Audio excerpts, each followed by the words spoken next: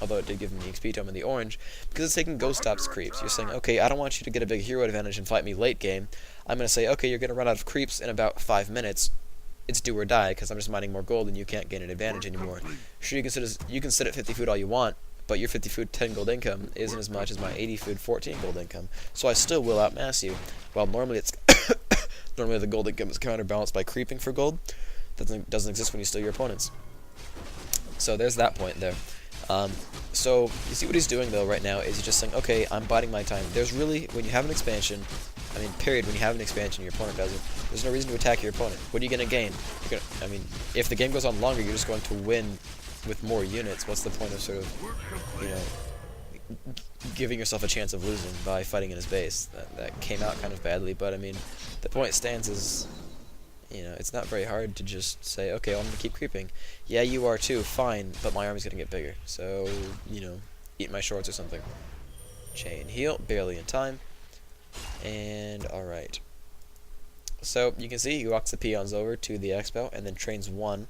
I guess that's a pretty good mix of golden lumber and whatnot, and also building that war mill is very helpful, because now it's at the point where the lumber is really far away, and while you don't need a lot anymore. A lumber mill lets you get Kodos, which, by the way, are a great counter to Crypt Fiends. Kodos are very good when you cough Speed Scroll and ensnare stuff, because you ensnare like 4 or 5 Crypt Fiends, and then it doesn't matter if you coils or not, it's going to get eaten. And then if your Speed Scroll is still in time, or you have a second Speed Scroll on your other hero, you just get them out, and you run them back to your base, big deal. But because you had this expansion advantage, like, yes, Kodos cost more than a Fiend, they cost more food than a Fiend, granted. However, you have more food than your opponent because of this expo. Sure, he doesn't have it yet. It's, well, actually, he's 10 food up because of all the fights and the picking off Fiends and forcing TPs.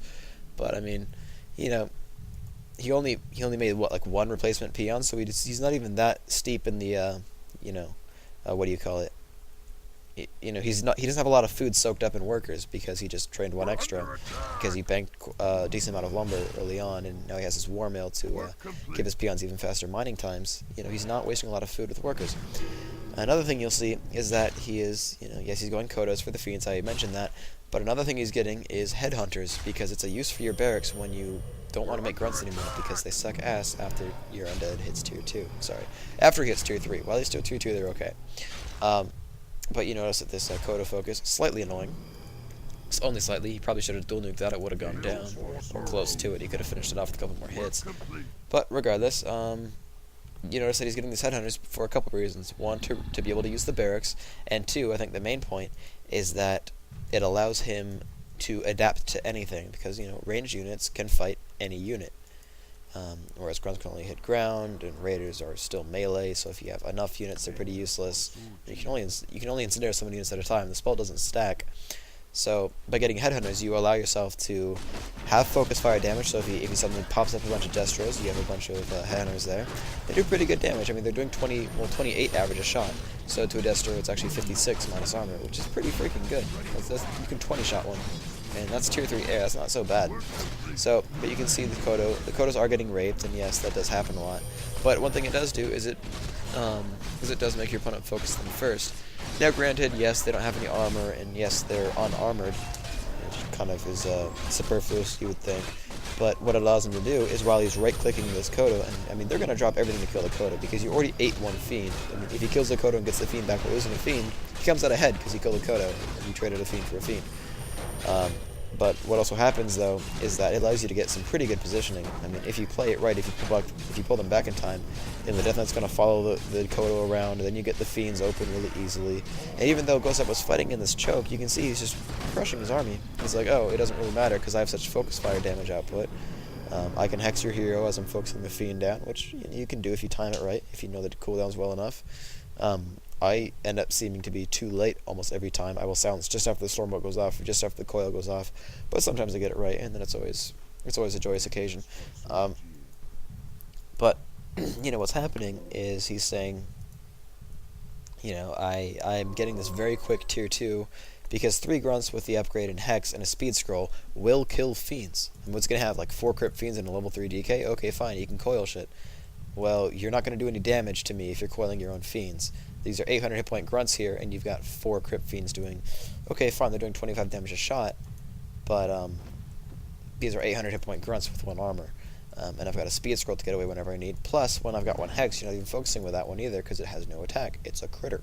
So, by doing the strat, it's a really good strat because it lets you, put the expo up without really getting it canceled because, while most people expand at tier 2, his tier 2 is much, much faster. It just works better. And so Ghost Up's trying for round 2 because he's like, well, it's my last chance. And you can see how much damage his headhunters are doing. They're essentially 2 food wyvern. I wonder where that came from. Oh, right, gargoyles. No, seriously, though, they do pretty good damage. I mean, I think they're one of the highest DPS per food units really in the game, and even for, anything. I mean, rifles do like 18 to 24 or something in their 3 food, and headhunters are doing 25 plus Coda Aura. That's immense. I mean, they're doing almost as much as Crypt Fiends, just with a slightly slower attack speed, and they're less food and less gold. I mean, they're essentially low HP Crypt Fiends. That's really not very bad, because Crypt Fiends rape. They're like the best damage unit in the game, so...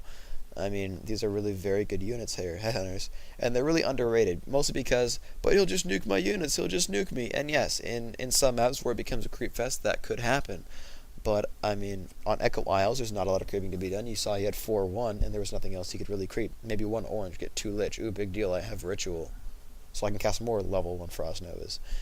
Even still, that doesn't kill headhunters by itself, so you're really not, you're not... You can't power level your heroes on this map, and that's a lot of why HH are good. But even still, you saw the game on Meadows, I think, where he did the same thing. Actually, no, that was Lyn vs. X-Lord, where he went as headhunters. Because if you think about it, I mean, what are your counters to destroyers? Bats and Wyvern, and sort of like Grunt Raider focus. Well, Grunt Raider focus doesn't work very well. They have good armor, you can just coil them, and you're going to get raped by Orb, both kinds, on the Lich and on the Destros. And then you're like, okay, well, I can go Wyvern. Well, they're already going Fiends. You're probably going to get raped if you go Wyvern. Okay, well, Bat Riders. Oh, wait, I just right-clicked my Destros back, because, by the way, they're faster than Bats because of Unholy Aura. Then I just auto-cast webbed all your Bats, so they're useless, and now I'm going to kill the rest of your army. You just spent 500 gold on Bat Riders, and I didn't, so even though you have an expansion, I win, because I liquidated all my ghouls into tier 3 melee units. So, why Headhunters is because it allows you multiple things. It allows you to actually counter Destros, usually with Ensnare, because you're getting Raiders, right? It also allows you to kill Crypt Fiends if he doesn't go Destros, which such as in this game. You Ensnare and Focus, and since HH aren't affected by Frost Armor, that's pretty helpful. It's like, oh, look, your Frost Armor is giving you 3 armor. Okay, that's kind of helpful. My Headhunters are still raping you. So, scoreboard. So ultimately, what's going on here is, I know I'm just kind of repeating the points, but it's really important to get these into your head because the tech is a good strat. If your opponent's doing a Fiend build on Echo, and you can guess at it, because most Undeads do, because most ladder Undeads don't have the micro to pull off ghouls, so they'll go Fiends. I go Fiends. Fiends are good, but you can do that Zig Snipe. Then you get that SH, you put up the expansion, you get the fast speed scroll, and you're like, okay, if you fight me, you're going to lose a Fiend and a TP, hands down. So you can cancel my Expo, and I'll kill 2 Fiends. So you lose 2 Fiends, and I just put my Expo up later. Pretty good for you. Or you don't cancel my Expo, and I still kill a Fiend. So either way, you win. It's pretty nice. That's the pleasure of playing Orc. Either way, you win. So, and then, yeah, as I said, if your opponent's going Fiends, once you get 50 food, or 50-ish, 46, something like that, you dedicate your bestiaries to Kodos and your barracks to Headhunters. You just get that. You just get the war mill up when you hit around 50 food. Around when your Expo goes up, and you've got to micro the peons off, all that good jazz.